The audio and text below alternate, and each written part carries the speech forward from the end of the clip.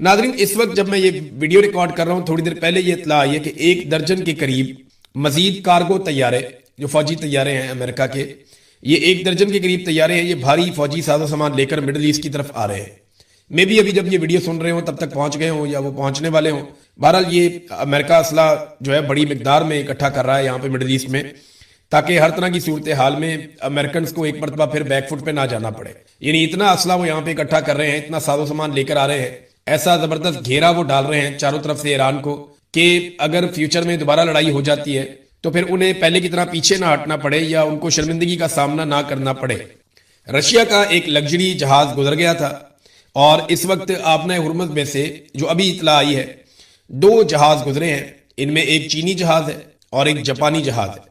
یہ دونوں oil tankers ہیں، چائنا کے اور جاپان کے، ایک یو اے ای سے نکلا ہے اور ایک جو ہے سعودی عرب کا تیل لے کر جا رہا ہے۔ آبنۂ ہرمز کو انہوں نے عبور کر دیا ہے ایران کی اجازت سے۔ اب دیکھنا یہ ہے کہ امریکن کیا کرتے ہیں۔ میں نے آپ سے کہا تھا نا کمزور اور چھوٹے ملکوں کے جہاز تو امریکن روک سکتے ہیں، لیکن کیا وہ آبنۂ ہرمز سے گزرنے والے چائنا کے اور بڑے ممالک کے، رشیا کے یا جاپان کے جہازوں کو روک سکتے ہیں؟ یہ ابھی کل تک پتہ چل جائے گا۔ رشیا کا جہاز تو گزر گیا تھا یہاں سے۔ ایک اور جہاز جو ہے اس کو امریکن نے پکڑ لیا، اس کے اوپر انہوں نے دھاوا بول دیا، اور یہ جو خبر آئی ہے اس میں یہ پتہ چلتا ہے کہ جہاز ہے جو پاکستان سے عمان جا رہا تھا، اور یہ کنٹینرز والا جہاز ہے، یہ پاکستان سے عمان جا رہا تھا، تو اس کے اوپر امریکن نے دعویٰ بول دیا، انہوں نے اس کو پکڑ لیا، اور امریکی فورسز نے پاکستان سے عمان جانے والے کنٹینر بردار جہاز کو ایرانی جہاز سمجھ کے دعویٰ بول دیا۔ بلو سٹار 3 نامی جہاز ہے، عمان میں رجسٹرڈ ہے۔ ناظرین آپ کو پتا ہے ٹرمپ ایک کے بعد ایک عالمی لیڈر کو نشانہ بناتے رہتے ہیں، تو انہوں نے پہلے کئی ممالک کے لیڈرز کو نشانہ بنایا، جس میں ایک فرانس کا لیڈر میکرون، پیدرو جو اسپین سے ہے، اور جارجیا میلونی جو اٹلی سے ہے، پھر اس کے بعد جو فرانس کے علاوہ وہ کینیڈا کے جو صدر ہیں ان کو نشانہ بنایا۔ تو ڈونلڈ ٹرمپ نے معافی کسی کو نہیں دی، جتنے ماضی میں ڈونلڈ ٹرمپ کے امریکہ کے بڑے بڑے اتحادی تھے ان سب کو ٹارگٹ کیا۔ اور ابھی ڈونلڈ ٹرمپ نے جرمن ایک بچا تھا تو جرمن چانسلر کے خلاف بھی انہوں نے سٹیٹمنٹ دے دیا۔ ڈونلڈ ٹرمپ نے کیا کہا کہ جرمنی کے چانسلر فریڈرک میرز کا خیال ہے کہ ایران کے لیے جوہری ہتھیار رکھنا ٹھیک ہے۔ انہیں معلوم ہی نہیں ہے کہ وہ کیا بات کر رہے ہیں۔ اگر ایران کے پاس جوہری ہتھیار ہو تو پوری دنیا یرغمال بن جائے گی۔ میں اس وقت ایران کے ساتھ وہ کر رہا ہوں جو دیگر اقوام یا صدور کو بہت پہلے کر لینا چاہیے تھا۔ کوئی تعجب نہیں کہ جرمنی معاشی اور دیگر لحاظ سے اتنی بری حالت میں ہے، یہ صدر ڈونلڈ ٹرمپ نے کہا۔ اب دیکھیں وہ ڈونلڈ ٹرمپ ہر ایک کے خلاف سٹیٹمنٹ دے دیتے ہیں اور جھٹ سے دے دیتے ہیں۔ انہوں نے برطانیہ کے خلاف بڑے سخت سٹیٹمنٹس دیے ہیں ماضی میں۔ تمام وہ ممالک جو امریکہ کے دوست ہیں، اسی وجہ سے آج یورپی ممالک یہ سوچ رہے ہیں کہ ہمارے لیے چائنا بڑا خطرہ ہے یا امریکہ بڑا خطرہ ہے، کیونکہ یورپینز نے آنکھیں بند کر کے امریکنز پہ انحصار کیا تھا اور چائنا کو اور رشیا کو اپنا دشمن سمجھا تھا۔ آج چائنا جو ہے وہ کہہ رہا ہے یورپ کو ہمارے ساتھ ٹریڈ کرو، ہم آپ کے ساتھ مل کر آپ کے مفادات کے لیے کام کریں گے، جبکہ ڈونلڈ ٹرمپ دھمکیاں لگا رہا ہے۔ رشیا جو ہے اس کی یوکرین کے ساتھ لڑائی چل رہی ہے۔ رشیا ماضی میں کئی مرتبہ یورپ کو کہہ چکا ہے کہ ہم آپس میں مل کر بھی رہ سکتے ہیں۔ اب یہ بات جو ہے وہ یورپ نے بھی کہنا شروع کی ہے کہ جناب ہمیں روس کے ساتھ بات چیت کرنی چاہیے۔ یہ سوچ پیدا ہو رہی ہے، دیکھتے ہیں اب کیا ہوتا ہے اس میں۔ لیکن پاکستان نے سی این این کو بتایا اس اہم موقع پر کہ توقع کی جا رہی ہے کہ ڈونلڈ ٹرمپ نے ایران کی جو تجاویز مسترد کر دی ہیں، اس کے بعد ایران کی جانب سے ترمیم شدہ تجاویز کا ایک اور مسودہ پیش کیا جائے گا۔ یہ پاکستان کے ذریعے سے ہی ہوگا۔ ایران نے پاکستان کے ذریعے سے ڈونلڈ ٹرمپ کو کہا تھا کہ اس فارمولے کے تحت ہم آبنۂ ہرمز کو کھول دیتے ہیں، باقی چیزیں بعد میں کر لیتے ہیں، لیکن ڈونلڈ ٹرمپ نے انکار کر دیا تھا۔ اب پاکستان نے یہ کہا ہے کہ ایران سے ہم یہ توقع کر رہے ہیں کہ وہ ترمیم شدہ ایک نئی تجاویز کا مسودہ ہمارے حوالے کرے گا، ہم امریکہ کو دیں گے۔ تو یہ مذاکرات اسی طرح چلتے رہیں گے، جنگ بندی رہنی چاہیے، بس آہستہ آہستہ آبنۂ ہرمز بھی کھلنے کی طرف چلی جائے گی۔ لیکن ابھی تو امریکہ کا فائدہ ہے، امریکہ کا اپنا تیل بک رہا ہے، دنیا میں تیل کا سب سے بڑا ڈیلر وہ بن گیا ہے۔ اوپیک ناظرین ایک بہت بڑا سسٹم ہے اوپیک کا، یہ وہ ممالک اس کے اندر شامل ہے، میں نے آپ کو پہلے ہی بتایا تھا، جو تیل بیچتے ہیں۔ اب اوپیک جو ہے نا یہ امریکہ کو زیادہ کوئی پسند نہیں تھا۔ اس کی وجہ یہ ہے کہ اس کی وجہ سے، اس ادارے کی وجہ سے، یا اوپیک کا جو ایک سسٹم ہے اس کی وجہ سے امریکہ کی اجارہ داری نہیں ہوتی تیل کی مارکیٹ پہ۔ تو اب یو اے ای اس کے بیچ میں سے نکل گیا، اس سے امریکہ بہت خوش ہوگا۔ 1960 میں اس کا قیام ہوا تھا، امریکہ کو یہ زیادہ پسند نہیں تھا، تو اب اس کو نقصان پہنچ گیا ہے، یو اے ای اس کے بیچ میں سے نکل گیا ہے۔ انہوں نے کہا جی ہم مئی میں اس کے اندر نہیں ہوں گے، مئی سے ہم اس کے بیچ میں سے نکل جائیں گے۔ سعودی عرب کو اس کا نقصان ہوا ہے، اور بھی دیگر ممالک جو ہیں جو تیل کا کاروبار کرتے ہیں ان کو بھی اس کا نقصان ہوا ہے، لیکن الٹیمیٹلی امریکہ کو اس کا فائدہ پہنچے گا۔ تو یو اے ای نے اس سے پہلے امریکہ کے کہنے پر اسرائیل کے ساتھ نارملائزیشن بھی کی تھی، اور اب یو اے ای نے جو ہے وہ امریکہ کے کہنے کے اوپر ایسا لگتا ہے کہ وہ اوپیکس میں سے بھی نکل گئے ہیں. تو یہاں پہ ایک جھٹکا ہے سعودی عرب کے لیے, اور سعودی عرب اس کو کبھی پسند نہیں کرے گا. یو اے نے کئی اقدامات ایسے کیے ہیں جو سعودی عرب کو زیادہ پسند نہیں آ رہے ہیں.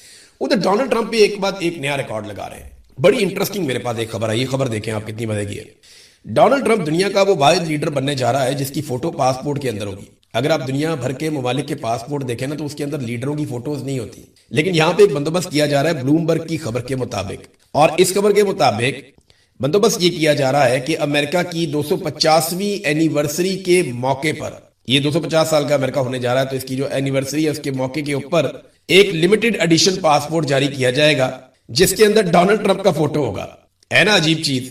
یعنی اس سے پہلے ہم نے نہ کبھی ایسا دیکھا نہ کبھی ایسا سنا, لیکن اب ایسا ہونے جا رہا ہے, اور پہلی دفعہ ہونے جا رہا ہے کہ کسی لیڈر کی فوٹو جو ہے وہ لگائی جائے گی پاسپورٹ کے اندر. تو ڈونلڈ ٹرمپ کی فوٹو والے پاسپورٹ آئیں گے, امریکہ کے پاسپورٹ لمیٹڈ ایڈیشن کے, اور یہ محکمہ خارجہ امریکی پاسپورٹ پر امریکی ڈونلڈ ٹرمپ کی تصویر لگانے کے منصوبے کو حتمی شکل دے رہا ہے. یہ بلومبرگ نے بھی کہا ہے اور فاکس نیوز نے بھی کہا ہے. امریکن میڈیا نے اس کو رپورٹ کیا, اور اس میڈیا نے رپورٹ کیا جو ذرا ڈونلڈ ٹرمپ کے, فاکس نیوز تو آپ کو پتہ نا ان کی پارٹی کے ذرا قریب ہے. تو یہ تو ڈونلڈ ٹرمپ کو نرگسیت کی عادت پڑ گئی. یہ تو بالکل ویسے ہو گئے جیسے مریم نواز ہر چیز کے اوپر اپنا فوٹو ٹھوک دیتی ہیں. وہ ایک میں انٹرویو سن رہا تھا, ایک شخص بتا رہا تھا کہ ہمیں دوائیاں ملتی تھی سرکار سے اور ہماری والدہ کا علاج چل رہا تھا. وہ بندہ یہ بتا رہا تھا, وہ کہتا ہے جناب کہ ہماری دوائیاں بند کر دی گئیں اور یہ کہا گیا جناب اب آپ اسپتال سے آ کے دوائیاں نہیں لیں گے, آپ کے گھر میں لیں گی. وہ کہتے ہیں جی ہم 8 مہینے انتظار کرتے رہے اور ہم بازار سے دوائیاں خرید کے استعمال کرتے رہے کہ کب یہ ہمارے گھر دوائیاں دیں گے. تو اس کے بعد وہ بندہ بتاتا ہے کہ جناب جب دوائیاں ہمارے گھر آئیں تو اس کے اندر سے وہ دوائیاں جو جان بچانے والی دوائیاں تھیں اور جو قیمتی دوائیاں تھیں وہ غائب تھیں, اور چھوٹی موٹی دوائیاں جو غیر ایک معمولی قسم کی دوائیاں جو ہیں وہ اس کے اندر شامل تھیں, جو ہر گلی محلے کے میڈیکل سٹور سے بہت سستی مل جاتی ہیں, لیکن ڈبے کی قیمت جو ہے وہ دوائیوں کی قیمت سے زیادہ تھی. تو یہ وہی نرگسیت ہے جو نواز شریف کی ہے, وہی نرگسیت ہے جو مریم نواز کی ہے. یہ سارا خاندان جو ہے وہ ذہنی مریض ہے, اسی کام پہ لگے اپنا فوٹو چپکاتے ہیں سرکار کے پیسے پہ. تو ڈونلڈ ٹرمپ کی حرکت جو ہے یہ دیکھ کر مجھے اس خاندان کی بڑی یاد آئی کہ یہ ویسے ہی ہیں, ان کا فیورٹ وزیر اعظم بھی ویسا ہی ہے اور ایک ہی طرح کے کام کرتے ہیں سارے. زبردست ہے. مریم نواز نے سٹیٹمنٹ دیا تھا کہ عمران خان صاحب خط لکھ کر جو ہے وہ منتیں کر رہے ہیں اور وہ یہ کہہ رہے ہیں کہ اللہ کے واسطے مجھے بچاؤ. اس قسم کی باتیں انہوں نے مریم نواز صاحبہ نے کی تھی. یہ سیاسی باتیں ہیں, وہ لوگ بھی سب جانتے ہیں کہ عمران خان کہاں کھڑا ہے. عمران خان وہاں کھڑا ہے جہاں مریم نواز کے والد اپنی پوری زندگی کھڑے نہیں ہو سکے. یعنی میاں نواز شریف کے اوپر جب بھی کبھی مشکل وقت آیا انہوں نے ڈیل ماری اور پاکستان سے نکل گئے. اور وہ تو ویڈیو ابھی بھی موجود ہے جب مریم نواز خود بھی انٹرویو دے رہی تھی, مریم نواز کی والدہ مرحومہ بھی انٹرویو دے رہی تھی, اور یہ سارا سازو سامان اکٹھا کر کے بکسوں میں قیمتی سامان ڈال کے تو پاکستان سے سرور پیلس جا رہے تھے جدہ میں. اور اس کے بعد دوبارہ ہم نے دیکھا کہ کیسے میاں نواز شریف جو ہیں ان کو پلیٹلس نیچے گرا کے اور کئی سالوں کے لیے برطانیہ بھجوا دیا گیا.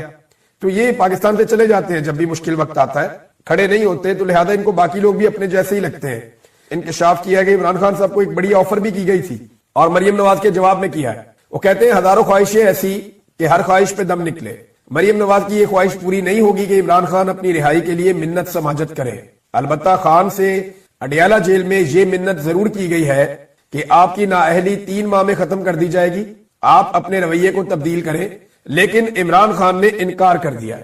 لیکن جو عوام کی آواز ہوتی ہے نا وہی اصلی آواز ہوتی ہے, اسی کے اندر حقیقت چھپی ہوئی ہوتی ہے. میں کیا کہتا ہوں کوئی فرق نہیں پڑتا, آصف منیر کیا کہتے ہیں کوئی فرق نہیں پڑتا, شہباز شریف کیا کہتے ہیں کوئی فرق نہیں پڑتا, ڈونلڈ ٹرمپ پاکستان کے بارے میں کیا سوچ رہا ہے کوئی فرق نہیں پڑتا, جیل میں عمران خان جو ہے وہ کون سی چیز سامنے لے کر آنا چاہتے ہیں.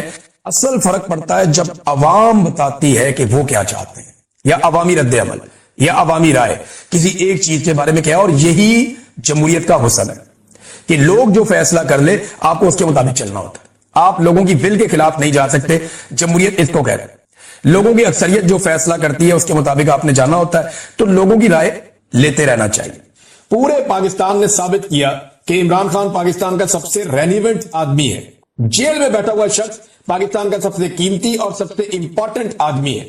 یعنی نہ کوئی فیلڈ مارشل اتنا اہم ہے, نہ کوئی صدر اتنا اہم ہے, نہ کوئی وزیر اعظم اتنا اہم ہے, نہ کسی اور عہدے میں بیٹھا ہوا کوئی شخص اتنا اہم ہے, کسی اور سیاسی جماعت کا کوئی سربراہ اتنا اہم نہیں ہے جتنا ایک آدمی عوام کی نظر میں اہم ہے جو جیل میں بیٹھا ہوا ہے. اگر کسی کو یقین نہیں آتا تو عمران خان کے مقابلے میں پاکستان کے کسی بھی حلقے سے عمران خان ایک بندے کو ڈیوٹی لگا دینا کہ یہ والا وہ بندہ ہے جس کو آپ نے ووٹ ڈالنے ہیں, تو یہ سارے مل کر بھی الیکشن لڑ دیں, عمران خان کے اس بندے کے مقابلے میں الیکشن نہیں جیت سکتے. अगर फेयर एंड फ्री इलेक्शन हो तो नजरीन ये सबने अपनी अपनी बदकिस्मती, अब इन सबकी बदकिस्मती है, इनरेलीवेंट हो गए, रेलिवेंट ही नहीं है। इदारों के अंदर बैठे हुए लोग कोई रेलिवेंसी नहीं है, ओहदों के ऊपर बैठे हुए, हुकूमत के अंदर बैठे हुए लोग कोई रेलिवेंसी नहीं है। रेलिवेंसी किसकी है? कोई टॉक शो उठा ले। रेलिवेंसी किसकी है? कोई आप सोशल मीडिया उठा ले। रेलिवेंसी किसकी है? आप इंटरनेशनल या नेशनल कोई भी एक मामला उठाए, आपको पता चलता है इमरान खान इंपॉर्टेंट है। और इमरान खान की इंपॉर्टेंस इतनी ज्यादा है कि ये सारे अपनी अपनी अहमियत इकट्ठी भी कर लेना तो वो उसका 5% भी नहीं बनती। तो आज तो इमरान खान का तोती बोल रहा है, और उसके पीछे जो सबसे बड़ी वजह है कि उसने 70 साल से पाकिस्तान पर मुसल्लत जो जाबराना निजाम है उसको चैलेंज कर दिया है। इमरान खान ने उसके सामने सरेंडर नहीं किया। राहुल क्लासरा साहब हमारे मीडिया के साथी हैं, वो ये कह रहे थे कि मैं इमरान खान की जगह होता तो मैं नोट लिखता, एक चीज लिखता और मैं उसमें कहता जी मैं 9 मई को अंदर था, जो मेरी पार्टी ने की, मैं माफी चाहता हूं, तो मामला खत्म करता। राहुल क्लासरा साहब 70 साल से माफिया ही तो मांग रही है ये कौम। अभी भी हम सारे सहाफी क्या कर रहे हैं? जो जुल्म कर रहा है, जबर कर रहा है, फस्तायत कर रहा है, मार रहा है सबको, उसको बुरा नहीं कहते। जिसे मार पड़ रही है उसे हम कहते हैं कि तुम सुलह कर दो। जो कमजोर है, जिसको मार पड़ रही है, जिसके साथ ज्यादती हो रही है, यानी यही नवाज शरीफ को भी मशवरे दिए गए, यही मशवरे जरदारी को दिए गए, यही मशवरे बेनजीर को और जुल्फिकार भुट्टो को भी दिए गए। आज इमरान खान को भी वही मशवरे दे रहे हैं। भाई कोई तो खड़ा हो जाए इस जुल्म के साथ, इस जबर के सामने, और हर जगह पे ऐसे लोग होने चाहिए जो जुल्म और जबर का सामना करें और उनके सामने डटकर खड़े हो जाए। तो इमरान खान सारे नहीं बन सकते, वो डट गया इस निजाम के सामने और उसने साबित किया कि वो पाकिस्तान का सबसे रेलिवेंट आदमी है। मैं बार बार कह रहा हूं कि पाकिस्तान की मिलिट्री एस्टेब्लिशमेंट के पास इमरान खान को आखिरी मौका है जिसके जरिए से आप पाकिस्तानियों को राजी कर सकते हैं। मैं ये नहीं कह रहा कि उसके साथ डील करने जाके, मैं ये कह रहा हूं कि इमरान खान आपके पास आखिरी मौका है जो आपको इज्जत के साथ आपकी बैरकों में वापस भेज सकता है, क्योंकि इसके बाद लोग किसी और की ये वाली बात नहीं सुनेंगे कि मुल्क भी मेरा और फौज भी मेरी। ये इमरान खान की हद तक लोग सुन रहे हैं और बर्दाश्त कर रहे हैं।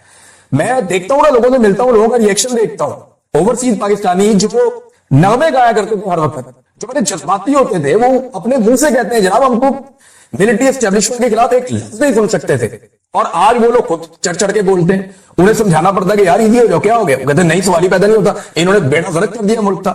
तो इमरान खान वो आखिरी उम्मीद है एस्टेब्लिशमेंट के पास जो एस्टेब्लिशमेंट को इज्जत के साथ बैंकों में वापस भेज सकती है। अदरवाइज फिर उसके बाद ये नहीं होना। और आपने जो जो हरबे आज तक इस्तेमाल किए हैं, इससे पहले कभी नहीं हुए ना, इतने ही और कर लें। 27 तरमीमें आ गई है ना, 27 और ले आए अगले 2 साल के अंदर। आप 54 तरमीमें भी कर लेंगे ना, मसला आपका हल नहीं होना। मसला आपका तभी हल होगा जब पाकिस्तान की अवाम मुतमईन हो जाएगी, और वो अब मुतमईन नहीं होने वाली जब तक कि वो आपको एक मरतबा पूरी शिकस्त नहीं देती। एस्टेब्लिशमेंट को पाकिस्तान की अवाम से हारना पड़ेगा, वरना ये लड़ाई चलती रहेगी जितनी मर्जी लंबा पे तो घसीट लें, अल्टीमेटली एक दिन लोग आपको हरा देंगे। फिर इमरान खान की बहन ने कहा कि माफी वो मांगे जिसने 8 फरवरी को अवामी मैंडेट पर धक्का डाला।